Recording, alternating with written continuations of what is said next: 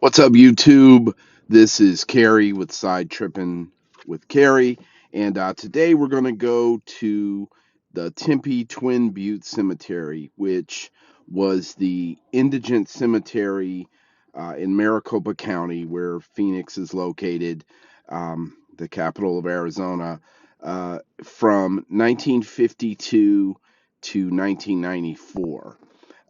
The previous cemetery we visited the previous indigent cemetery we visited was Cementerio Lindo, which was from like 18, I want to say 1887 or 1889 to 1952, and then uh, Twin Buttes from 1952 to 1994, and then the current Indigent cemeteries at White Tanks, and we went out there and visited the final resting place of John Cole, and I did some video there. And that one is from 1994 to present.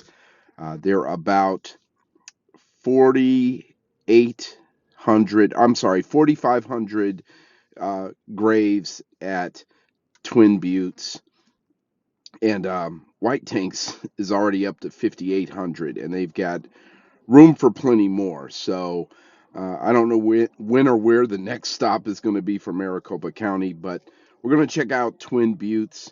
But before we do that, I wanted to show you guys the the buttes. The reason why it's called Twin Buttes. They're actually two buttes, which are, I don't know the geographical description for buttes. They're like basically two small kind of sawed off mountains, and we're gonna go take a look at those. Okay, here is the butte, or one of the buttes that make up the Twin Buttes or Double Buttes.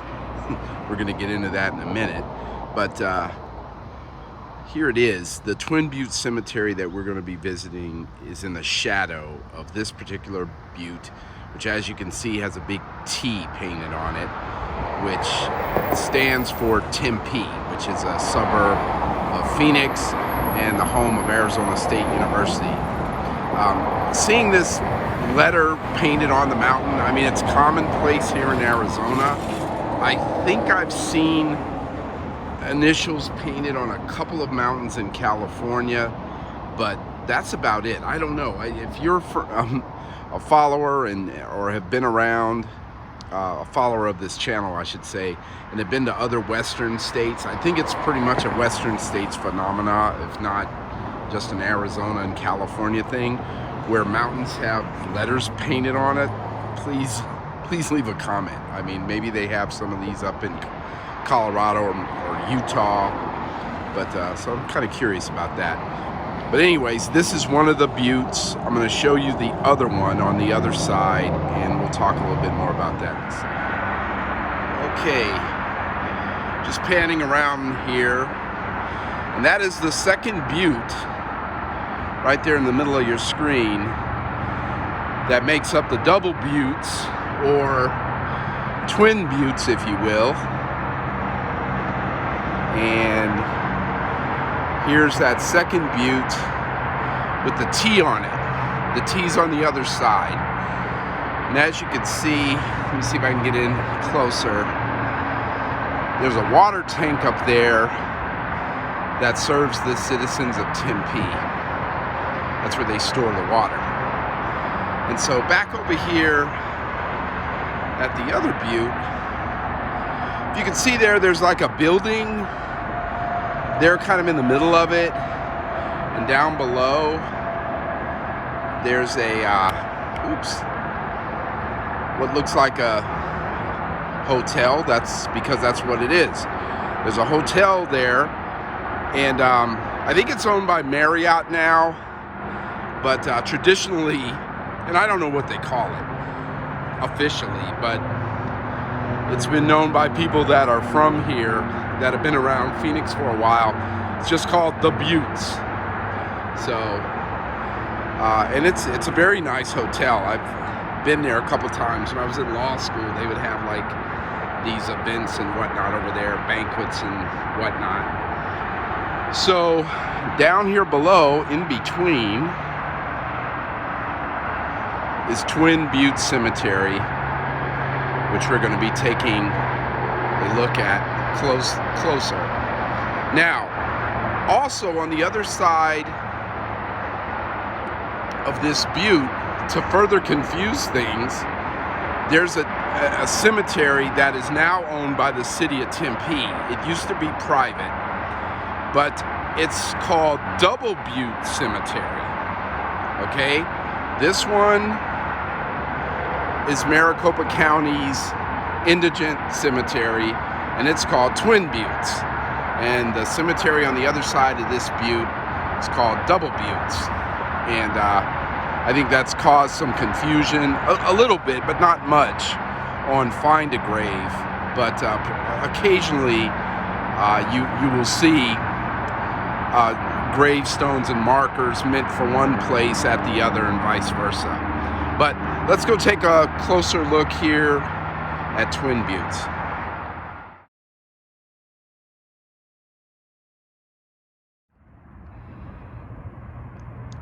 All right, here we are at Twin Buttes Cemetery, and let's go take a walk around. Now, believe it or not, Twin Buttes used to have a caretaker that lived here on site.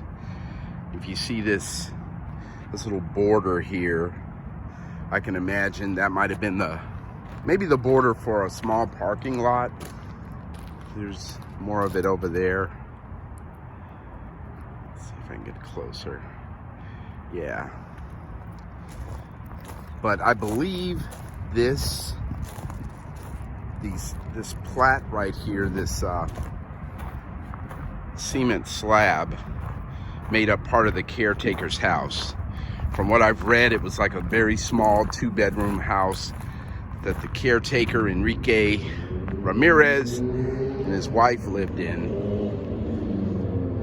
at least through the 70s. I know that. And if you look over here, there's a meter, you know, like an electric meter. So I would bet dollars to donuts that's probably left over from the house that used to be here. So just gonna pan around a little. As you can see, man, it's pretty desolate. Even more so, I would venture to say, than White Tanks. It's comparable to Cementerio Lindo, but I'll be honest with you, that cemetery was taken over by the city of Phoenix, and it's in better shape. And the graves there ended in 1952. So I remember saying when we did the White Tank Cemetery video that it's kind of a shame. Yeah, well, this place is worse. It's even more of a shame. It's a damn shame.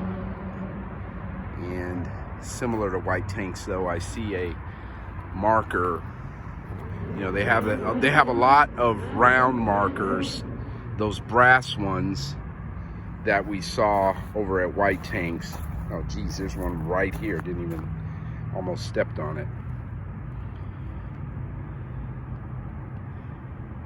And yeah, this one is Clifton George Bias, B-Y-U-S, 93. So it appears, based on these particular markers, this one is also a 93, that I guess as they got closer to where that house was, they ran out of space, and then that's when they moved out to White Tanks.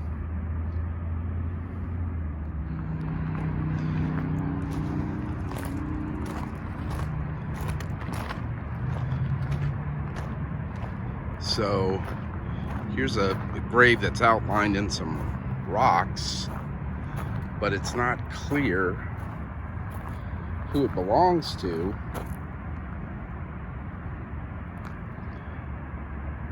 Here's a marker, brass marker, that's kind of close by. Yeah.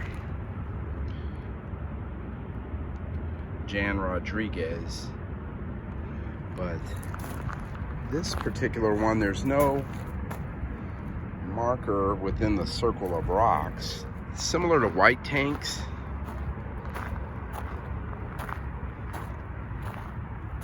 Some of these brass markers have been pulled up. I don't know if this one's moved or not. Let's see if we can get a look at this one.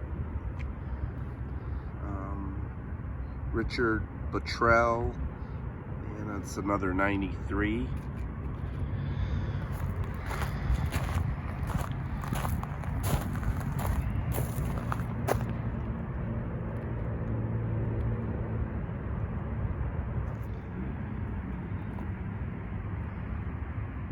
Helen Hamilton, 1993.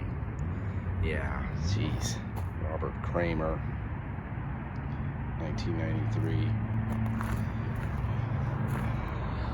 Yeah, it's pretty bleak out here, folks. I mean, I don't know how else to say it.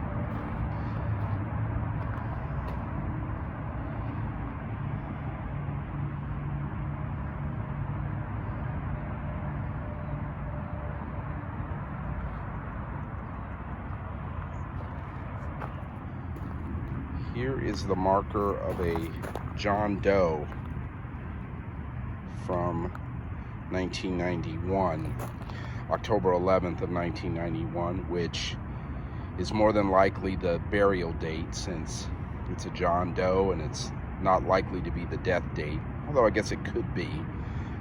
It's certainly not the birth date, since this person is unknown. There are several graves here marked John Doe, and a few Jane Does as well. And from all of the decades that this cemetery was in operation, I've seen some from the 60s, 70s, 80s, and this one is from 1990, or from the 90s, 1991.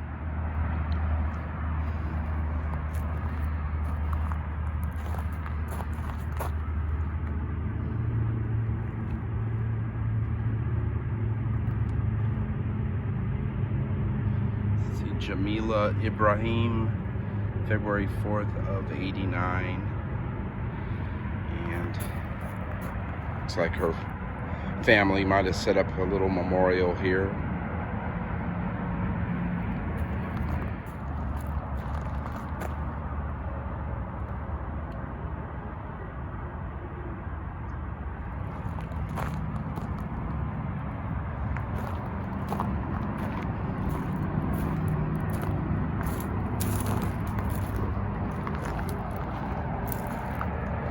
Here's a very nice marker.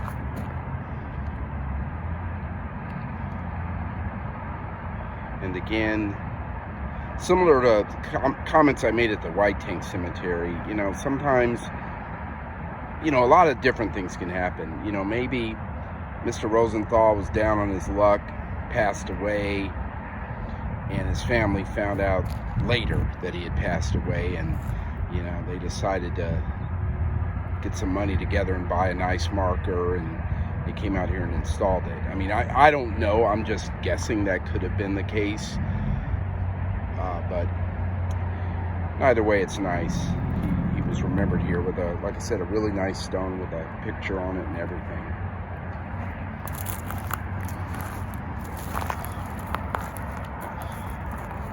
This is the gravesite of Frances O'Donnell.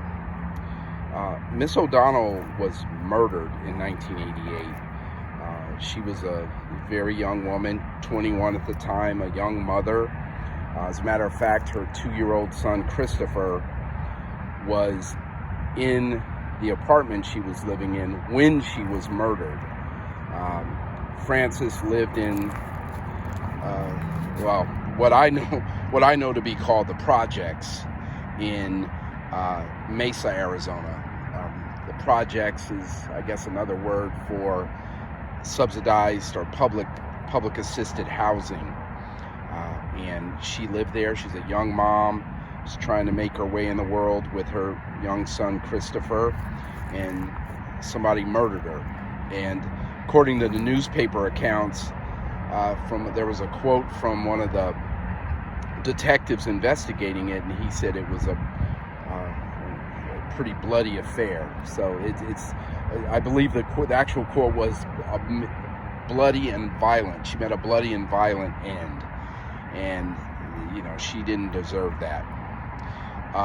What was interesting when I was doing some research on Frances was that contemporary accounts. I was looking at newspaper articles from newspapers.com, and I was reading them, and they actually had a sketch of a man who was seen leaving her apartment that morning.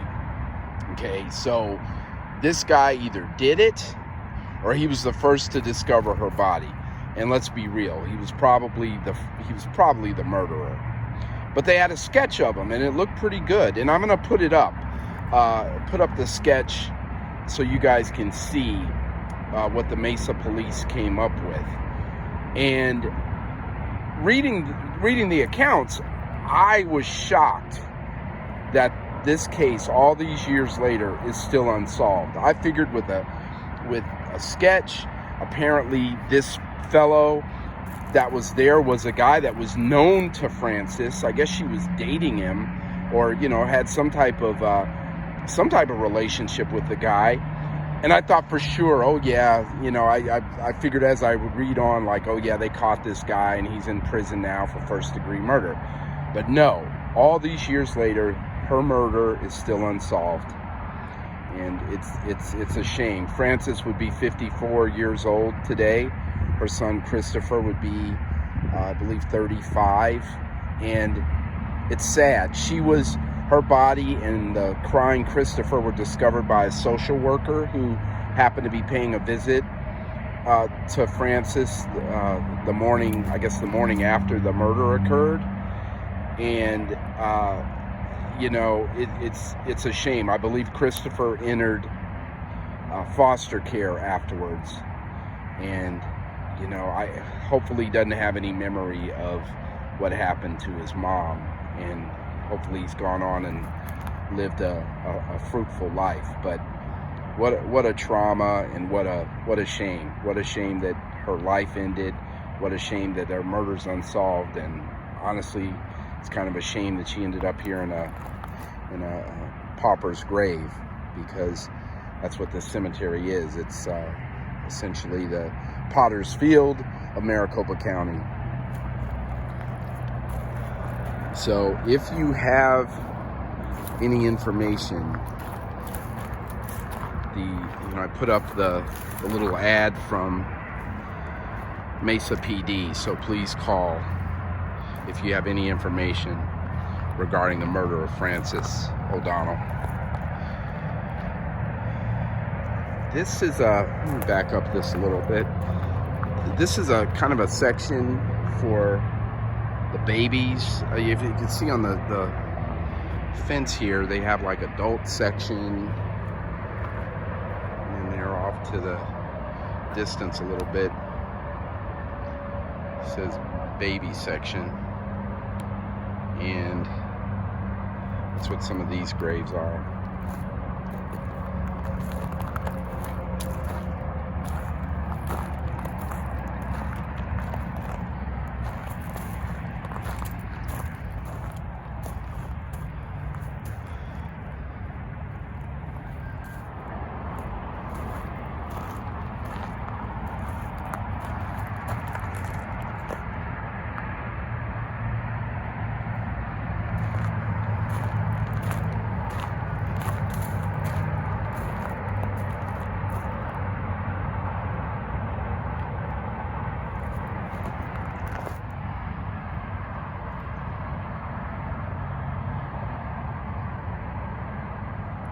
This is kind of interesting.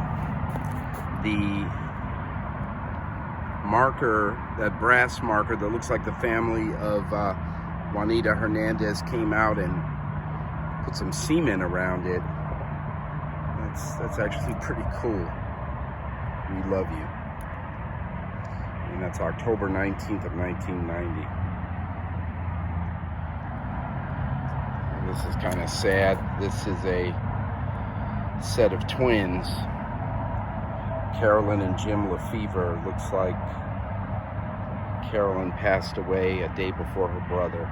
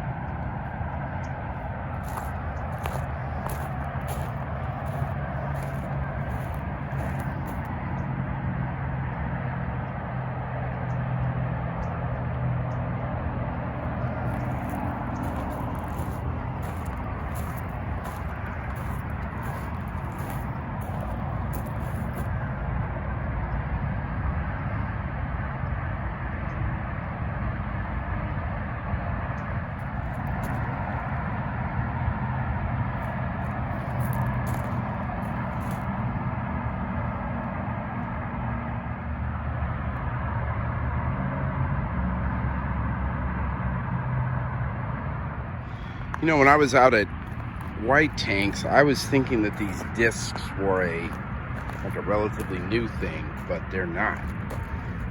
As you can see, they've been in use since the 50s. And we're in a kind of an older section of the cemetery.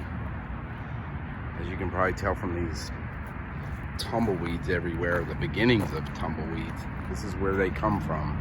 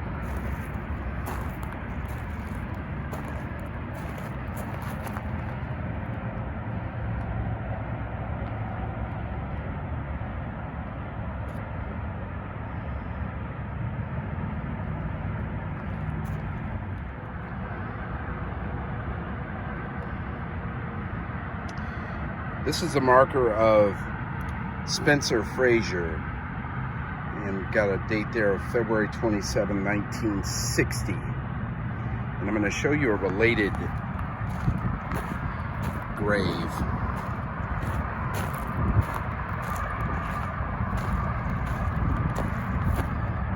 This is the marker, final resting place of Ira Lee Hardison.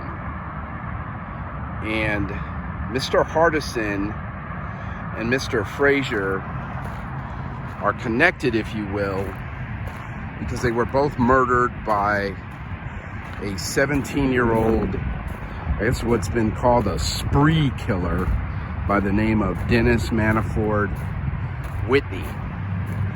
And this teenager in 1960 was from Victorville, California, and he killed one fellow in Victorville who was a gas station attendant, and then he, robbed him, got some money, made it to Phoenix, and killed Mr. Frazier first. Mr. Frazier was a hard-working man, just, trying to get by. He was a cook, I believe. Murdered Mr. Spencer, took his car, and in Whitney's own words, said he murdered a bum in Phoenix, which was his description of Mr. Hardison. And he left from Phoenix, drove Mr. Frazier's car down to Tucson, where it broke down, went to a gas station, murdered yet another person, gas station attendant in Tucson, netted him about $100. Makes it all the way to Florida, where again he killed another gas station attendant, but I guess he shot two of them. He murdered mostly everyone with a rifle, a .22 rifle that he had. But one of the guys that he shot lived, and he was able to provide a description, and eventually Whitney was caught. But not after he killed a housewife in Miami. And Mr. Whitney's, he's lucky. In the sense that, well, he did get the death penalty in Florida, but he, that sentence was commuted in 1972. He died in 2005, so he spent 44 years in prison. And, so he spent, as you can see, his entire adult life, from 18 on, in prison to pay for his crimes. And he's lucky in the sense that, number one, he wasn't 18, or I almost guarantee you he would have been executed. And he's lucky they didn't bring him back to Arizona, because if they would have tried him for those 3 murders here, if he would have been over 18, I guarantee you they would have at that time put him in the gas chamber, and that would have been it for him. So, but ultimately he did die in prison, and met his maker, and I guess see what happens from there. Now these markers here are like from the 1969 up until like the mid 70s. And of course, like, this particular marker is obviously not county issue. It's something that one of the families came out here and put on here. But here's like an example of a county issue marker. And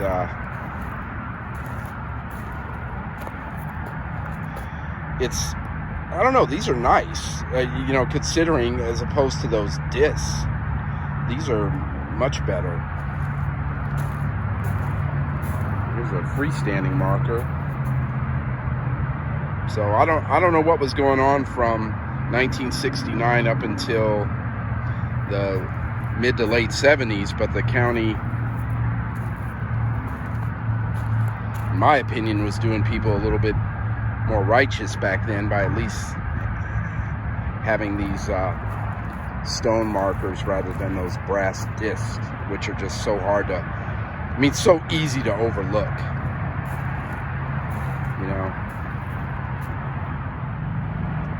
It's the final resting place of Patricia.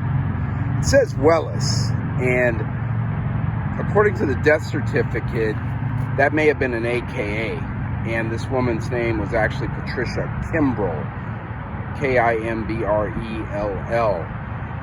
And according to her death certificate, Miss Kimbrell got out of a truck that was traveling along the roadway and was like kind of instantly run over by someone else.